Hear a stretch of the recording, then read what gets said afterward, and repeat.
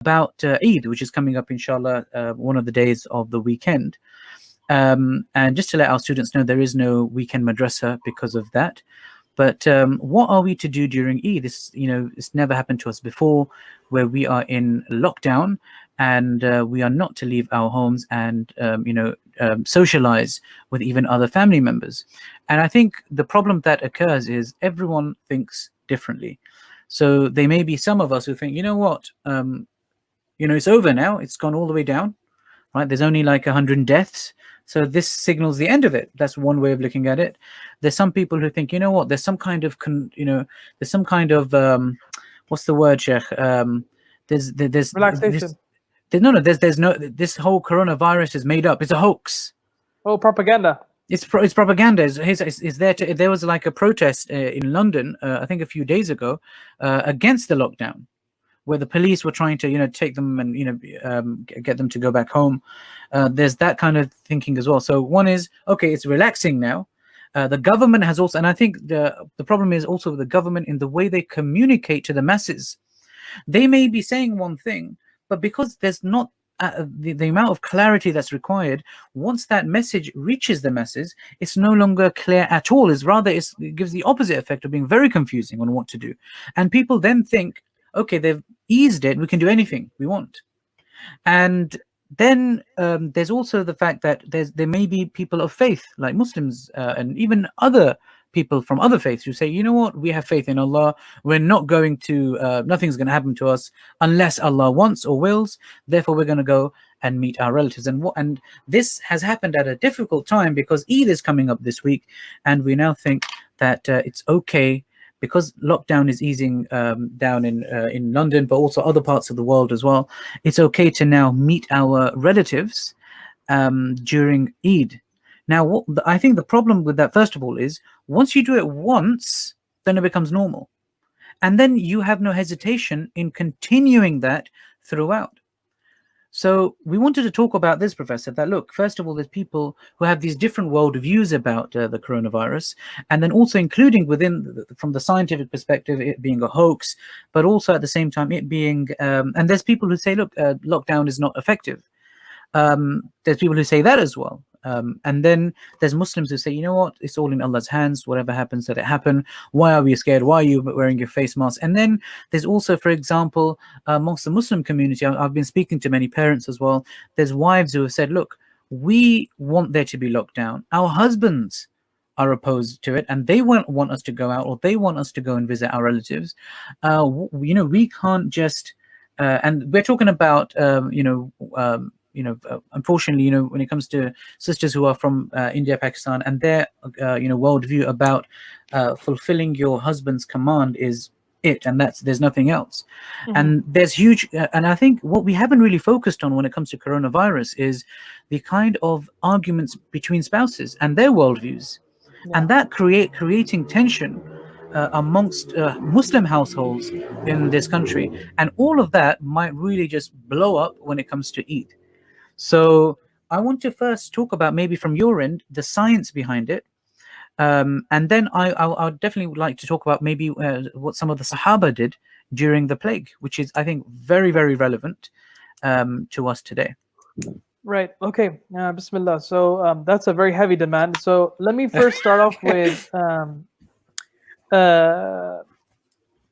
okay, so let me first start off with just the nature of, having tawakkul Allah, right? We always have tawakkul Allah. That should never escape our paradigm ever, right?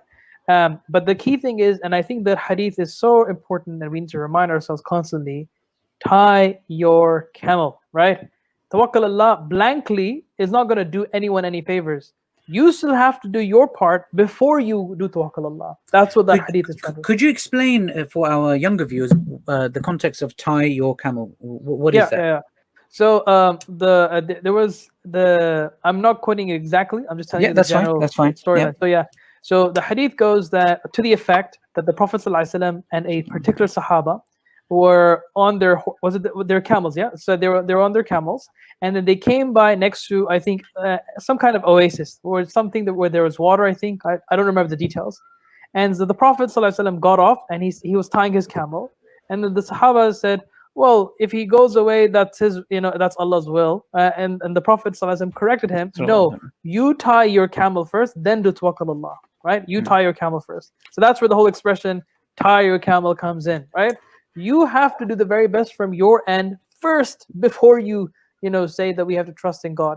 Of course, none of us should be afraid of death. Death is an inevitability for all of us, right? As sad as it is, it's an inevitability. I am going to die. My son is going to die. My wife is going to die, right? That is harsh to hear, but it's a reality that we need to face, right? And I think what you're trying to say, Doctor, is there's a difference between, for example, going into a medieval battle with your sword and your bow and your arrows, and going there without any of that. Yes, I think that's I think that's a perfect analogy. Is that where's your defense? Your defense is that in this context, staying at home. That's the defense. Yep. Right. So that's one thing. Now the second thing that I want to touch, having cleared that, is the whole wife-husband issue. So me and my wife, actually, we had this discussion very early on.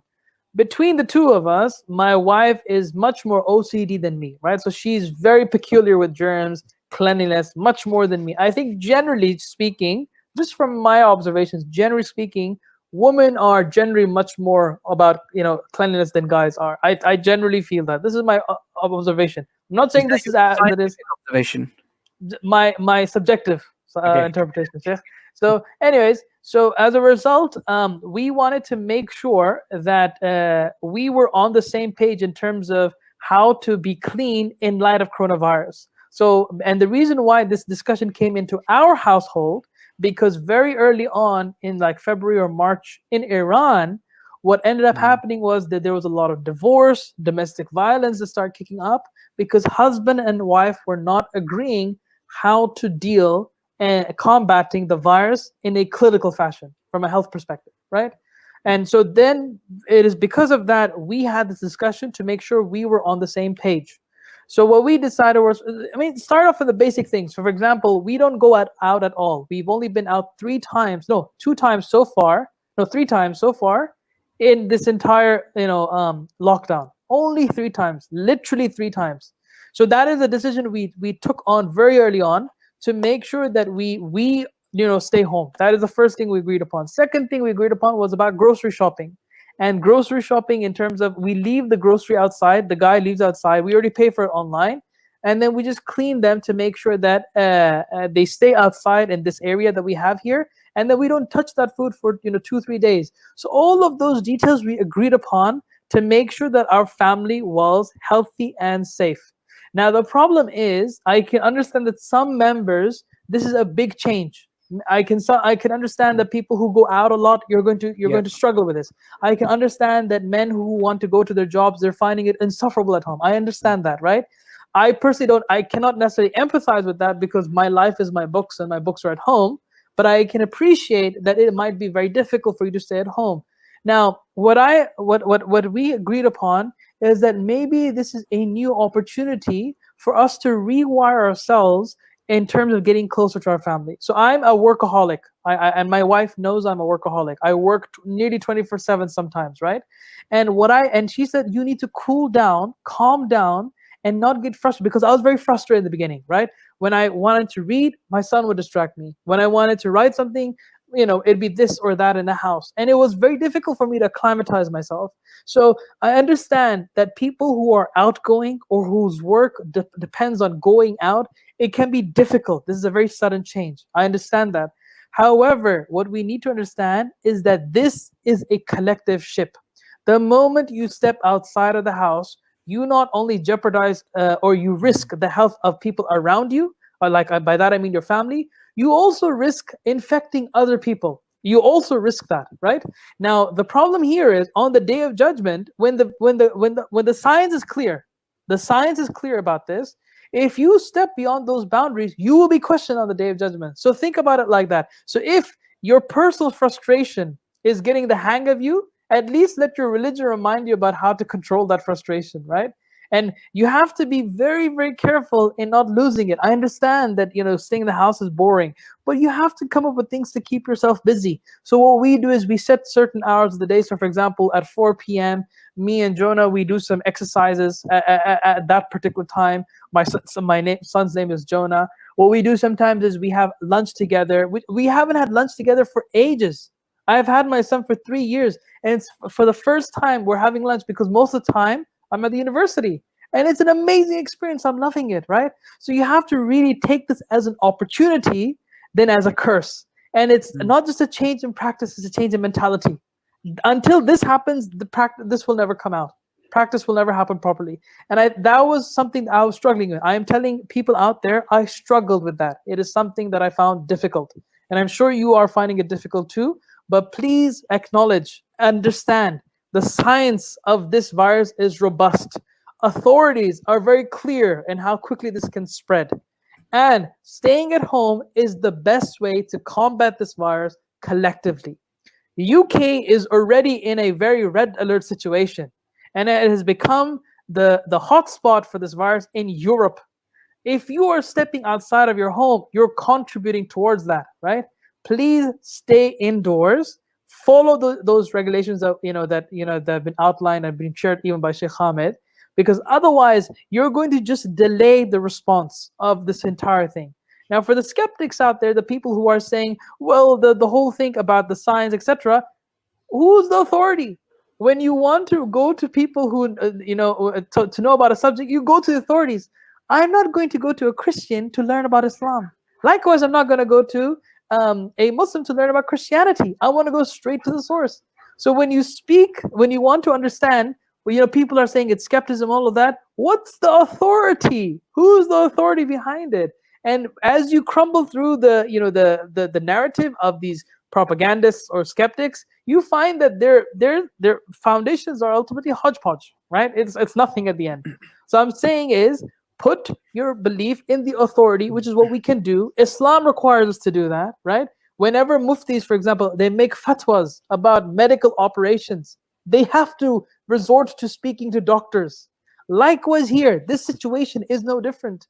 We have to resort to speaking to immunologists, people who are experts in virology, and be able to take their understanding and implement it.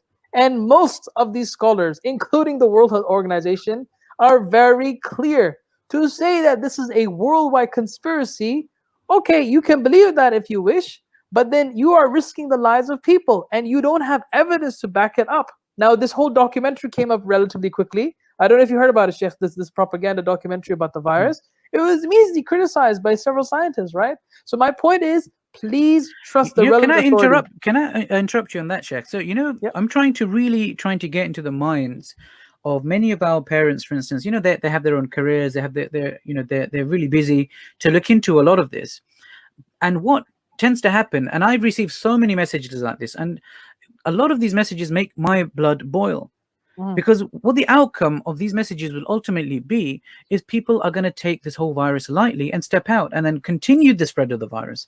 So there's messages which people, and most people out there, cannot differentiate the difference between which messages or WhatsApp messages are coming from authority, which are not coming from authority. So I think it's important to understand who is the authority and who determines that authority, because what's going to happen, and there's this whole thing out there now, we don't believe in these authorities or that authority, they want to inject us with these chips and things like that.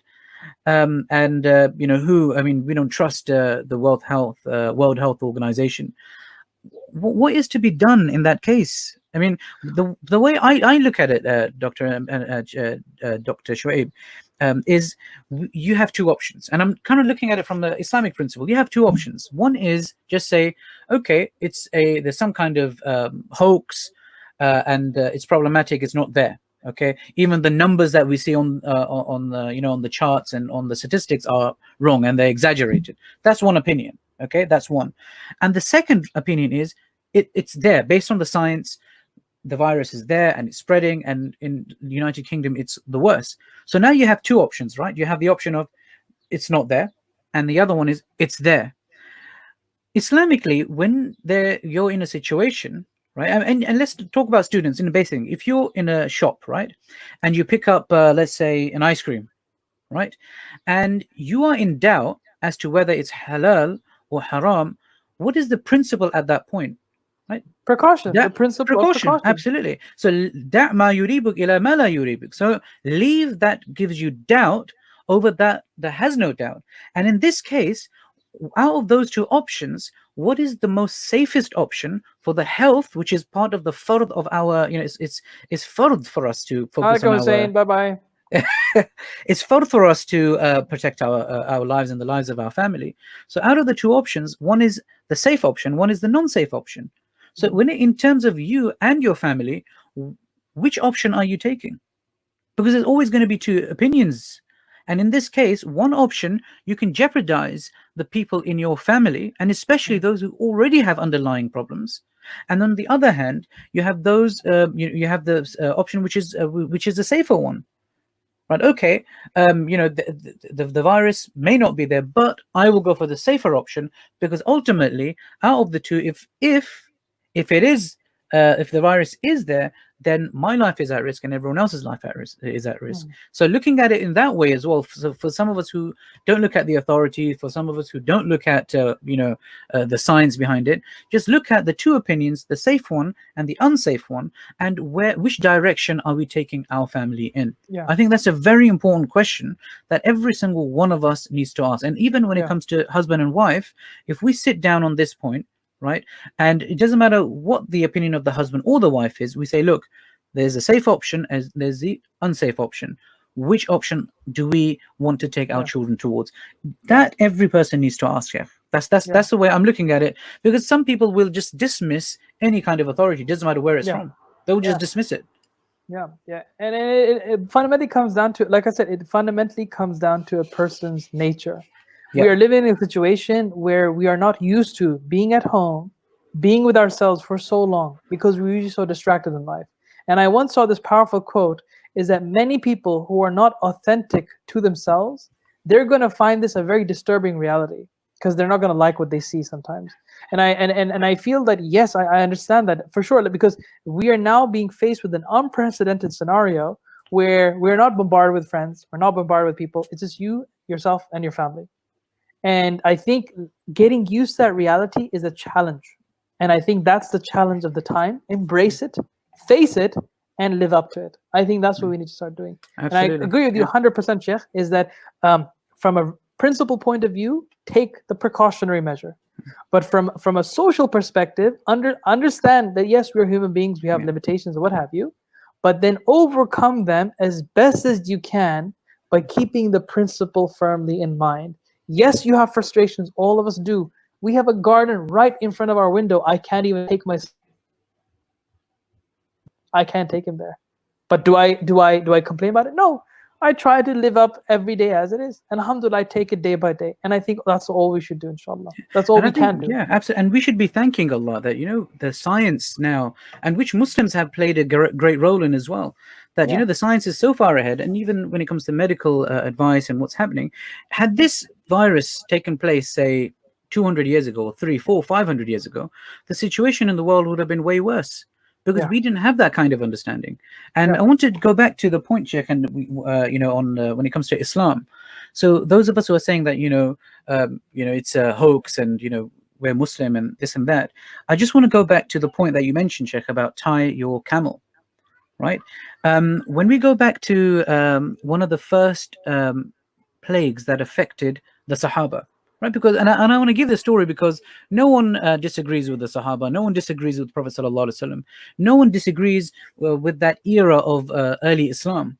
And so there was the plague of Justinian, which took place some decades before, and then the second wave took place after Prophet sallallahu alaihi wasallam passed away, whilst many armies of Muslims had gone up into Byzantine land, or today's, you can say, Jordan and Syria. And when they reached the place called Amwas, right, people started getting affected by a plague, the second wave of the plague of Justinian, or which the Sahaba call the plague of Amwas, because that's where it affected them the most. And at that time, the Sahabi, Ubaidah ibn al-Jarrah radiyallahu anhu, he decided at the time that no, we can't really, what can we do about this? And there was no conclusive decision that was made as to what is to be done. And later he passes away as due to the plague. Right. And I remember, Dr. Shoaib, when I went to Jordan some years back, I then came across this kind of room where there were two graves. One grave was the grave of Mu'adh ibn Jabal radiyallahu anhu, who's known as one of the greatest scholars amongst the Sahaba. And then right next to him was the grave of his son, Abdul Rahman ibn Mu'adh ibn Jabal radiyallahu anhu. And when you look up at their tomb, it's got the history of why they had passed away, and it was due to the plague of Amwas.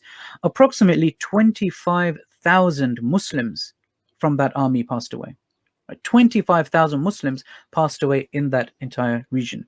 So Abdurrahman, Mu'adh ibn Jabal radiyallahu anhu was supposed to become the leader. Within days he passed away, and then his son also passed away within days. Then came Amr ibn al-As radiyallahu anhu, one of the greatest Sahaba who are known to us till this day for everything, for the way they led armies, for their intellectual capacity in all sense. He was a well-rounded companion, and he made a decision, and he actually said, his words were, to the nearest meaning, right, his words were that this is the plague, and plagues spread in highly populous regions, and plagues spread like fire. And how do you ensure that fire doesn't spread from one place to another? You create distance between the fires. And what he then decided was, when the army was going to march and when they were going to camp, they were to camp at certain distances away from each other. And the companions and the tabi'in, they note that after this policy was put into place, the number of deaths began to reduce amongst the companions and the tabi'in at the time. And when Umar radiallahu anhu finds out about this, some say this was also Umar radiallahu anhu, who was the Khalifa at the time. He was part of this policy making process, and he was happy about this. And we always hear about that famous story of you're going from the qadr of Allah towards the qadr of Allah. So this argument, yes, it was there at the time of Sahaba as well, that look, why are we running away from this? But this, I think, historically is a very important lesson for us. For those of us who want to look at everything theologically with that worldview, that's fine. And alhamdulillah, as Muslims, we find that within our own history in the early period of Islam. So it was after the social distancing measures that were put into place by a great companion like Amr ibn al-As radiyallahu anhu, similar to Khalid ibn Walid radiyallahu anhu in his mannerism, his way of leading the armies. Once he put that into place, deaths began to reduce. And this is something that makes me proud as a Muslim, that for us, science and Islam do go hand in hand. Right? There are, all of this, and when we go back to Sahaba, Allah had given them this kind of intelligent understanding, which they took from Rasulullah sallallahu alaihi wasallam, and they applied these things. So it's important that we understand, just by looking at it. We've spoken about it in many ways: the safe option, unsafe option. The precautionary principle. We take what's more safer for us and our children. And also, in regards to science, like Dr. Shoaib said, we look at the authority. That's key. We look at the people in authority. For instance, and Dr. Shoaib gave many examples about this. You're not going to go, for example, you're not going to go to your local butcher. An engineer for medicine. Or I was going to say, you're not going to go to your butcher to find out about heart transplant. Yeah. Right, even though he probably does a lot of those, but he does it in a very different manner, right? You wouldn't take that chance, would you? So and then also the point that when we go back into the life of Sahaba, it's happened to them. Sahaba passed away as a result of this. It's natural, okay? But tie your camel. Okay, tie your camel, as Amr ibn al-As radiyallahu anhu showed us with his example, which then Allah subhanahu wa ta'ala used, however you want to explain it, which Allah then uses because this world is what we call Darul Asbab. It's the world of sabab. So Allah subhanahu wa ta'ala, he used that, and the deaths began to reduce thereon. And the Muslims then continued to conquer the Byzantine lands and the Sassanian Empire as well. So that's my summary. Dr. Shoaib, would you like to say any last few bits before we finish our session? Just to summarize, I'd say, guys, hang in there. I know it's a tough one, but that's all I can say. And definitely come up with some kind of consensus in how to deal with family hygienics. I think that's very important. So kind of make sure you're all on the same page. And finally, really, to do tawakkul Allah, you have to first tie your camel. Learn what tying the camel means in this context. Speak to the right authorities, and don't listen just to any average Hick and Joe on Facebook. Oh, this is all bogus, etc. Follow who's saying and what is being said, and then inshallah things will become easier and will make more sense, inshallah. Inshallah. And just to throw out there for our students, one of the major authorities in the world is the World Health Organization. So just Google them, see what they're saying, find out more about them there, and then also the NHS as well. Okay, because they are the specialists. Even the politicians are not specialists in this, right? Even our government would not be specialists. It's the scientists. So let's look at what they are saying with iman and belief. One last point, Dr. Shoaib, is an interesting one. I'm just thinking of all possibilities. What if there is if there's parents, mum and dad, they both decide we're going to go to so-and-so family's house and they've invited us, and some of our students just say they understand the principle of science, what the science is saying, backed with also at the same time what Islam is saying as well in this situation. What are they to do? I have no clue.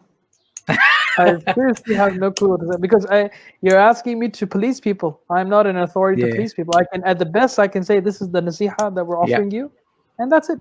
Absolutely. And I think that in those cases where you need to arbitrate, get somebody who's the most senior head, who's on the same page as you, right?